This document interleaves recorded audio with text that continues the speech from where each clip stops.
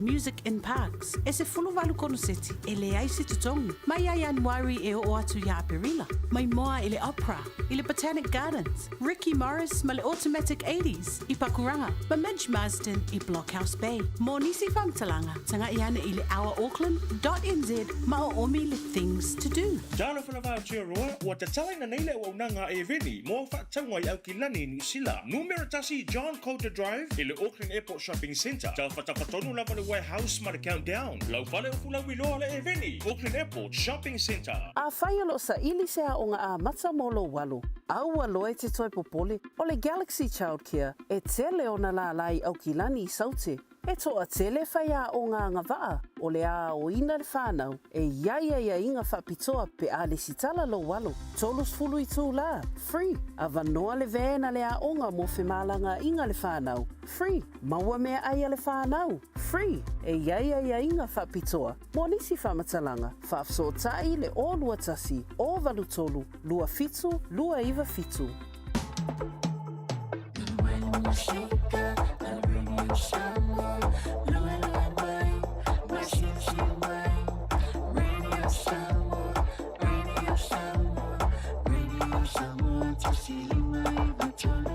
Radio Samoa. All I hear is Radio Samoa, Radio Samoa, Radio Samoa. Tasilima iwa tolu amo. Radio Samoa, kasilima I wakolu amo. Whatalofo le tātu was no si mai le whaafonga talatau longo mai Samoa. Wa whaafonga le tātu was no le saunanga whalawa I tele mai le te mai te I pālemia. Le fionga fia mea Dr. Naomi mata afa ua whato a fola si aiso na whina ngalo. Talu ana whaiala na whaai unga. Wa wha mutai le tofi min stale sui whai pule o nganga I whamaunga nu mela tonu. So ai ma le wha muta le amatanga le vai o sonei. O to whinga o isi min stale to tolu. O sui whai pule ia o le tu malo palonta o palauri mua, whale alili mua, ma palauri le whale ua sui nei ia palauri lua. O le whinangalo le te tai o le malo na ia whaelo ai mafua anga, o lana whaai unga e pei o mori anga leo. Ua whaia le sunga la audi le ua tea polata I Valfosi Smith. Whaapea le whaatua tuaina o lana teitainga I le tofi pāle mia.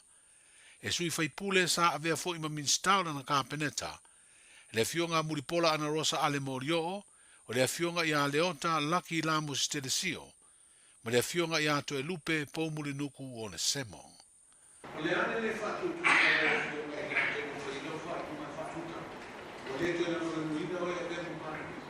E whaingofia le fisiki, o tu mau ia oe, ia lo fatu tuanga ia tea. But it's not one way. O ke vai foi ia uia, o ku mau lo fako kwanga. Ile minstalia almena no mana wai ele fail ta le mato tala noanga o le fa pe fala o tele no mana e fa sanga ile le ya e pe fo na ma fa sanga I mlau ele o se me foi nele fa pe una ia ile finangalo le fa lo mai itala ia fai. But when it comes to confidence ya why is tai I need to know that O le tasio I tūna whesiringi aile te tai o le malo. O le lumana I leo lona tofinga pāle mia pe a whai a usu le whono le pāle mene. Leo o whātu langa mo le asorua le vai o sa fōu. Ai whātu wai se lafo le whātu atuaina o lana teiteinga I le tofi pāle mia. I lana saunanga whalawa I tere na mua whaasara lau a ele I whaia. Le wheiloa inga matu stara lo whaeloa ai ele tamai te I pāle mia. O le whātu atuaina ma le whātu atuaina o lana teiteinga. O le whiwhiringa le whaia ele pāle mene. Il time nei o le ia te o lava le tofi pale mia na fai ele fai un ale pale mene o Samoa o le pale mene foi la o Samoa e fai ela na fai un pe fa o lo pale mia pe le fa o wina Si pare lo che e fa per umana il fortana pande no gasto. ia ele fono le pale mene il vai sfo e ono tupuai Pe a pe fai se pa roto le fatu no. E se tu la vuoi si le era un fiume e ono la moina le fa o pe ono to fina o pare e le tua mai.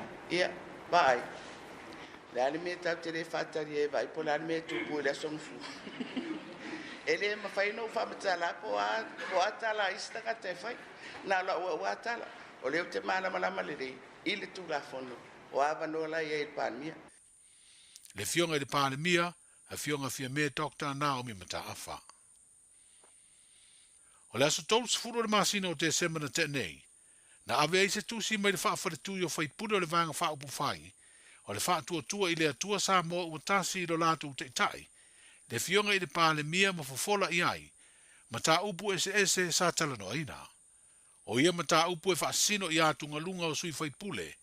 I le tofi min stalango lango se tasi o sui o le whaafare tui ua wha malolo. O le awa i atu inisi o fono o le te itai. Ma le mata upu i mōrianga leo ua wha mutai le tofinga min star. O le whaipule o nganga i fomaunga numera tonu. O le tau whai ui unga o lea tusi. O loo whai lo aise tua inga o le lea mana ia. Ma le manatu o le te itai le fionga i le pālemia. I sui whaipule o le whaafare tui. Ma fua i le awa i atu i le lato whono. E le ngata i le te itai, ai o nisi fo i o min star o lana kāpeneta ele i awai. O le leina mure le tusi e whaitau ina whapenei. O le fina ngalo au tasi o sui awai o le whono tanga. O te taune o na sui le te itai o le vanga whaapufai po o le pālemia. Na te itai le atunu. O na ua le whaatua ina oe. O na ua mātou vava i atu. Ua fōringa mai ua whai keni le tātou vaenga whaapufai. Ai tau solo mua mai lo o tau kāpeneta. I le tusi la valea luas furulua suafo o whaipule o le whaafaretui. O lo i ai e ese mai ei le suafo o le whailau tusi o le pāti whaapufai. E leo se whaipule. O ia fo i suafa, lo o au fiaini min stase to wha. Pe ta ia to lua o lo saini. Ai mai le luas furulua o whaipule o iai suafo e le tusi. E nā le to furu iwa o lo saini ai. E leo iai le suafo le te fono o le whaafaretui. O le amatanga le masina fo fe puari o fa moe ae umai a onga ilo tātu o tanu o wale nei tau sanga fau. Ma ua fetau i le foi ma le a feo le tu malo o a ana lofinu me le wha. I se fo a i ma le anga le lei o le company vaa o le Swire Shipping i te tonu Australia. Wa lātou wha a mau popo i se fo a i o no foa kesi ma lau mo a onga i te tonu o le tu malo. Wha alia le whaipule o ana lofi wha, le fionga toi surusuru Cedric Schuster. O le whainunga ino se lau limas futau sanga o lea company va ana fausi ai se lātou so tanga. Wa wha a wala mai ei lea whasoa swani. Ma ua lua i nei tau sanga o lea foai. O a onga i te tonu o le stete o New South Wales i Australia. Wha pea onga le lotu Amerikana i te tonu o le ai o sini le lava stete. Na lātou wao ma wha maa popo lea foa i tele. E silia le ono se lau na foa o kesi ma lau lau. O no fuanga tu te tonu mo su e suenga ma ta upu wha lea o onga. I te tonu anu mafio anga o le i tu malo. O le a fea fo i le foa i o wane whaonga ina e whanau o le i tu malo. E tolu pusa o loa te tere te i fast furufutu na au mai e le auta. Ma sa tu tongi na uma le au mai e le waa wha pele tiute e lea company. O Ian Warrior le tau sangara te nei na taunu uai le uta mua lea foai. Ma na whetau i tonu fo i male sauni o whanau o le i tu malo. I le toe amatalia o le tausanga wha le awa onga. O le amatanga lue ai o le ampasa fau o le malo i apani o le tātu o tanu. Na awhea ai le neiva i asolo na ofisa. E sui fau o le prokalame fisoa swani a le malo e tā ua o le taiga. E ngā lulue fua ai lo tātu o tanu unisi o tangata o le atanu e iei to mai a o ina. Inisi o tautua mau au nanga i Samoa. O te maitai e to lua wa au mai e lea por kalame fisoa swani e Japani, o te maitai o Asusa Minamoto, o ia o se tausi soifua whaato sanga, o le anga lua e whala aptonga o le soifua manui o ainga, le Samoa Family Health Association. O le te maitai o Yukari Nakayama, o le anga lua e le aonga le fia malamalama, e whaapitoa i whanau e yeimana onga tu mau o le tino, ma le mafau fau. E lua tau sanga o le anga lulu e ai i la ua i Samoa. Tala i ore nei aso, soifua. Tasilima i watolu amo. Radio Samoa.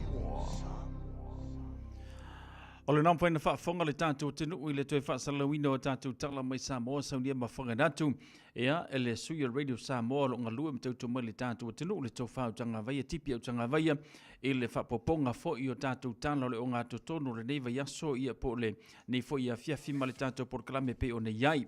Nā tau mua sesi o na whapoponga o tātou tala na mai Samoa i le tā o le valu le tai au a tai au. O moli atu e fo i ma le whaptei tele ia i le tau whau tanga vaia tipi au tanga vaia mo le tu whaatasi o tātou tala wala wa fo i le whaafonga mai le tātou tenu le ngata i au te ronei o nu tutua oio le nei tenu au se talia ma so se state whapena fo i Amerika ia ma so se tunu o le nei lalolangi o lo whapena na e au mawai ma e whaafonga mai ia i mea lo tutupu i lau whanua o le tātou mo tenu i le o ngā tonu o le nei fo i vai aso wha moe se o na whapoponga i le tau le valu i le aso a tai au pe an tātou li atu i se ola mase malosi mai le atua ia ma le tātou porkalame pei ona masani ai i le nei fuwanga o le fiafi. Le lei o le tātou se atu mo se vainga le tātou talo le tau ia le ngata fo i lea o le tātou porkalame pei ona iai le nei fuwanga le fiafi ma tele la fo i le tātou musika ma whaafifianga sufi floi wala ma fo i le manava ngaluenga ma le pa ia ma talo le tātou tuna mai se i lātou ia o lo whapena fo i ona whengai ngaluenga o le nei fuwanga o le fiafi sumai le whaafonga talo le tau. Talo le tau mo le so ma le aso atai au. Wingo le tau mo le so e au o ai ni se taimi ma e iai nai timu te ulu i tu i sisifo mo le so. Peitai o le ato e wa aia le langi le leo le tau i le awa uli. E angi malo si mai savili mai sau te sisifo fa solo inangi mali atu i le afiafi. Vevela fa mawina mo le so e lo sutolu tikeri ma le malu lua se fulu fa tikeri. O le angoto i fo le lai le afiafi ana nei le to sfulu fitu minute i le tu laiva. Mo le aso atai au o le ale lei mai wingo o le tau. Tupula ia le angi malo si mai o savili mai mātui se sae o le atu nuu. Vevela o le aiaia lua se fulu lima tikeri ma le malo lua se fulu fitu tikeri. O le au soa ele la i le se fulu valu minute te ai le tulae ono le tai au. Ma o le angoto ifo i le toi se fulu fitu minute i le tulae iwa. Ma lau tala nao le tau mo le soma le aso atai au. Hapopo atu le talo le tātou tau le nei foi asolulu ma le tūlanga peo le tautua le radio Samoa se fulu lima iwa tolu a mo se vainga le tātou ngata i fale le ngata foi leo le kalena o le whainga whaiva reportia bai mo tātou ia ele ofisa va ai tau. Ele nei whawanga la fiafi, sa vainga le talo le ngata i fale mo le tātou atu nuu ia pe o nei iai ia au kilani whamawina le sua mai o le tai mo tātou le fitu minute te ai le tu lai fitu le tai ona leila mau mali atu i le luas furma le fitu minute tali tu lai valu i le fiafi o le so. O le ngata i fale o ne hanga le whamawina i le nei fui a fiafi afa tonu le tu lai ono le tai au sua le ngata i fale to e mau mali atu i le luas furma minute tali tu lai valu i le a fiafi ana nei. O le mato fai tu le nei o manu kau het se le whamawina le nei whawanga le fiafi taliva i le taona le lasu ar ngati whale maumali atu le poa na nei i le se fulu iwa minute te ali tu leiva i le poa na nei mane no whanga muri wai pinti le whamawina sua le ngati whale i le afa le lima i le taona le la maumali atu i le lus fulu minute talono le fiafi o le so. Ka lena o whainga whaiva le whapealangi le leine so whapena taeao whanga solo atu le aso wharaile aso toa nai aso sasonga fua ma le aso lua le aso asau whame piu tifu pane apo le tūlanga o iei ia le ngate whale mo le tātou tinu ma le whanga soloina o fufuanga ia pe o nei le tano le tau mo tātou meisu le ngate whano le tātou tinu sauni ia taping penga masalo pe le tu mi foi se temi ona uma foi lo le season foi o fango tanga tatou le fifia avele ofe ia po le upenga matulanga fa pena ia pe tatou o atu le tau manulu o le tulanga lana se vainga le talo tau mangata i falo le tatou tenu kalena fainga faiva report tia mai ofisa mai tau yokilani.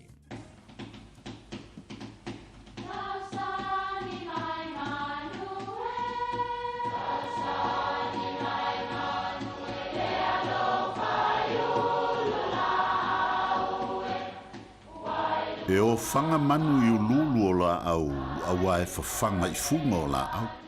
A o le tangata e whawhanga i upu matala. O le mawhileo o alanga upu mamuanga ngana Samoa maona whaapongai e a fua i lona sio mianga. O lona lea sao i le whaatufunganga o le iloa whaale aso mai le tautua se ia o ina pule.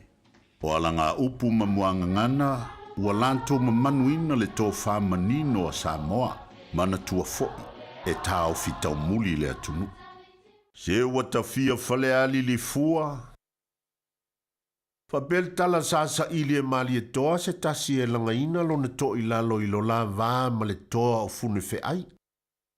O na alua i leo le li i le fale punawa, le mautau i tu au malan taua i fale alili, e whaatau i ailo na manao i a manu Samoa. Na manuia tau mawhainga i le manu Samoa, o na whaapea leo mali e toa. Whaafetai manu Samoa, se ua tafia fale alili fua, o upu e whai e se tangata ua mita. O na oni mea lelei ua whaia e se tasi. O na langona leo le fia a wai i lea tau mawhai. Ua whamalo tau mawhai ma ua tau nuai le upu e whai i le fia anga. O la langafa ma le la nofo. A ua tafia fale alili fua lava. Manuia lau whaasau saunga. Radio Samoa, tasilima i batolu. Radio Samoa. Tasilima i batolu.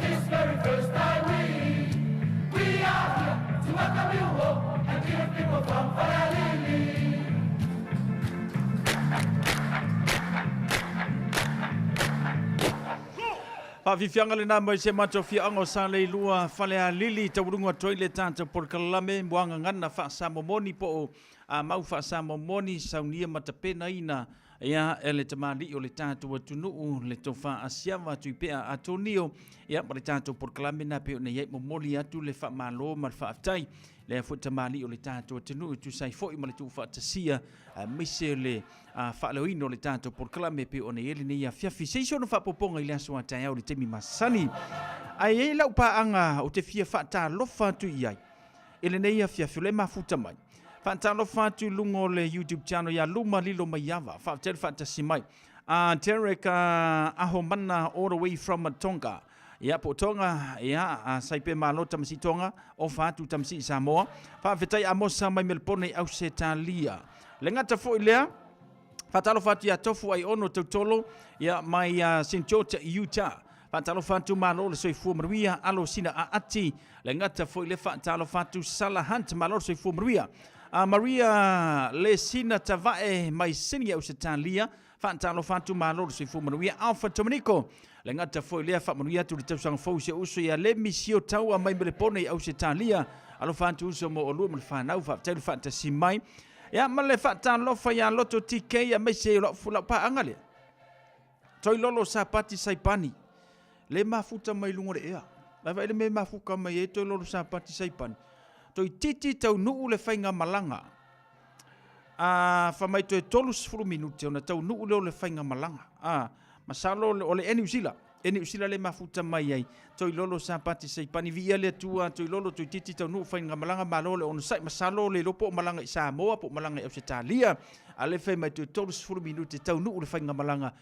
O le mafuta mai. I to tonu o le eni usila. I lungo le ea. Alo fatu toi lolo sapani saipani alo fatu sapati ya saipani alo fatu fatai fatu simai alio ainga aper amo fatu alo fatu malor so ifomria kasi en ramsha uso ya pop manuia te sanga fauso ioi ya wa mai tau watu o te lea lu suinga le nawo ia I kama se he sui le kausanga le sui o langa. Alo fa tu so fa tele fa ta simai. Semi tu ya tu le ngata fa so uso ya Master T. Va va ila kama o le wa mingi ska fo se uso i oile. Mai oile malava le singi o le la o le miska fo le malava le singi no we so uso ya Master T. Alo va tu brother fa tele fa ta simai ile nei fu vanga ole a fia ma telo ila to mafuta mai ile tanto proclame male to tua ale radio Samoa se fulu lima iva